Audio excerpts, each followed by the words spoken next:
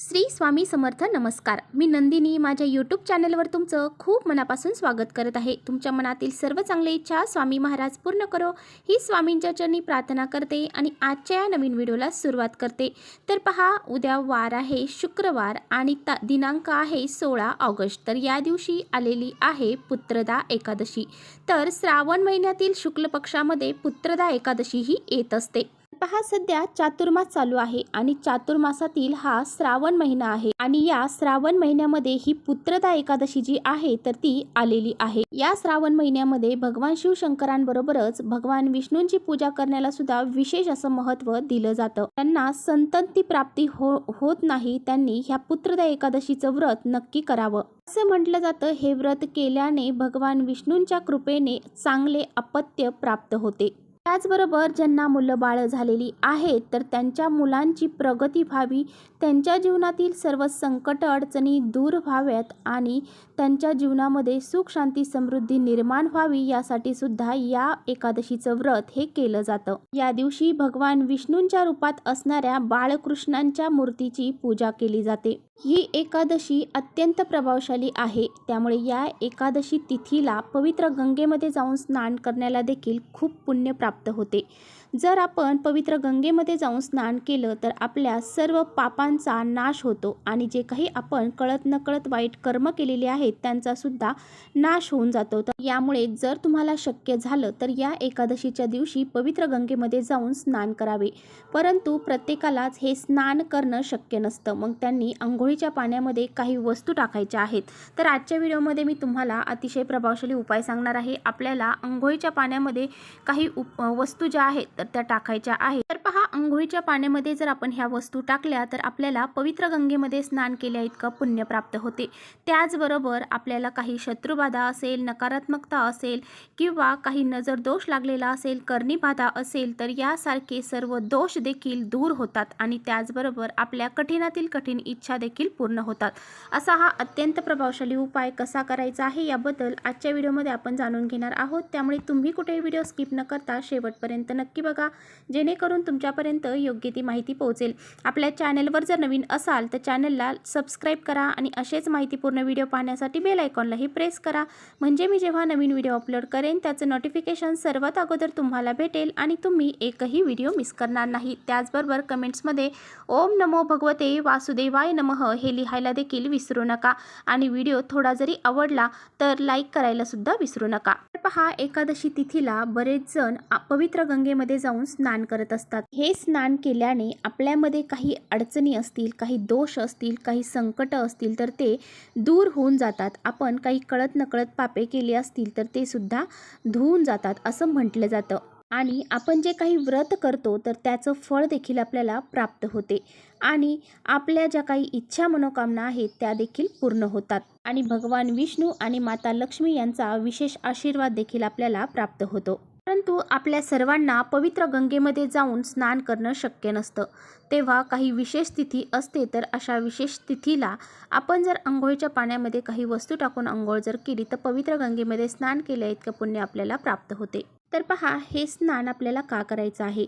जर तुम्हाला काही दोष लागलेले असतील, तुम्ही सतत आजारी पडत असाल, तुमचं एखादं महत्त्वाचं काम आहे तर ते पूर्ण होत नसेल, तुम्हाला नेहमी अपयश प्राप्त होत असेल, त्याचबरोबर तुमच्या आयुष्यातील अडचणी ज्या आहेत तर त्या संपतच नसतील, ही नकारात्मकता असेल किंवा तुम्हाला कोणी काही दोष लावलेले असतील किंवा तुमच्या कुंडलीमधील काही ग्रह दोष जे आहेत तर ते कमकुवत असतील, यामुळे तुम्हाला प्रत्येक कामामध्ये अपयश येत असेल, सतत तुमच्या घरामध्ये तुमच्यामध्ये दारिद्र्य आणि गरिबी असेल, ही दारिद्र्य दूर करण्यासाठी आपल्या स्वतःच्या इच्छित मनोकामना पूर्ण करण्यासाठी आपल्याला हा एक उपाय जो आहे तर तो करायचा आहे. तर पहा, तुम्हाला काय करायचं आहे. तर उद्या एकादशी आहे तर उद्याच्या दिवशी तुम्हाला सकाळी लवकर उठायचं आहे. लवकर उठल्यानंतर अंघोळीचं पाणी काढायचं आहे. अंघोळीचं पाणी काढल्यानंतर त्यामध्ये सर्वात महत्त्वाची गोष्ट जी आहे ती म्हणजे गंगाजल. तर त्यामध्ये गंगाजल आपल्याला टाकायचं आहे. 1 चम्मचभर गंगाजल तुम्ही टाकू शकता. हे गंगाजल तुम्ही पवित्र गंगेमधून आणलेलं असेल ते टाकलं तरी चालेल किंवा तुमच्या आसपास पूजेचं साहित्य मिळणारं दुकान असेल तर त्या ठिकाणी हे गंगाजलची बॉटल तुम्हाला मिळून जाईल, ते जरी टाकले तरी सुद्धा चालेल. तर 1 चम्मचभर आपल्याला गंगाजल अंघोळीच्या पाण्यामध्ये टाकायचं आहे. त्यानंतर सर्वात महत्त्वाची वस्तू टाकायची आहे ती म्हणजे हळद. तर एकादशी तिथीला पिवळ्या वस्तूंना विशेष महत्त्व दिलं जातं आणि हळद ही भगवान श्री हरी विष्णूंना अतिशय प्रिय आहे आणि आपले जे ग्रह दोष आहेत तर ते मजबूत देखील होतात. आपल्या कुंडलीतला गुरुग्रह हा मजबूत होतो.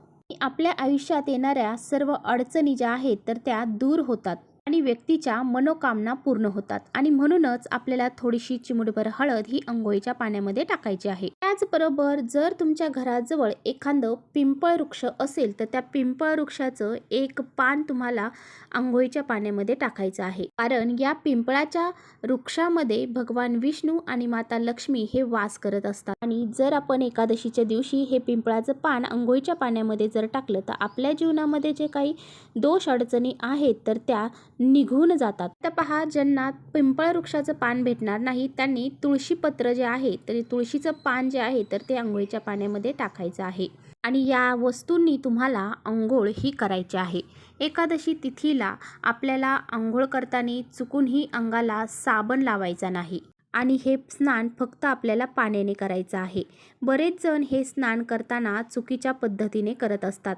कुणी डायरेक्ट डोक्यावर पाणी ओततं तर कुणी डायरेक्ट गुडघ्यावरती पाणी ओततं. तर असं न करता आपल्याला सर्वप्रथम उजव्या खांद्यावरती 1 मग भरून पाणी टाकायचं आहे, त्यानंतर डाव्या खांद्यावरती आणि अशा पद्धतीने तुम्हाला अंघोळ ही करायची आहे. आणि पहा, हे स्नान करत असताना तुम्हाला ओम नमो भगवते वासुदेवाय नमः या मंत्राचा जप देखील करायचा आहे.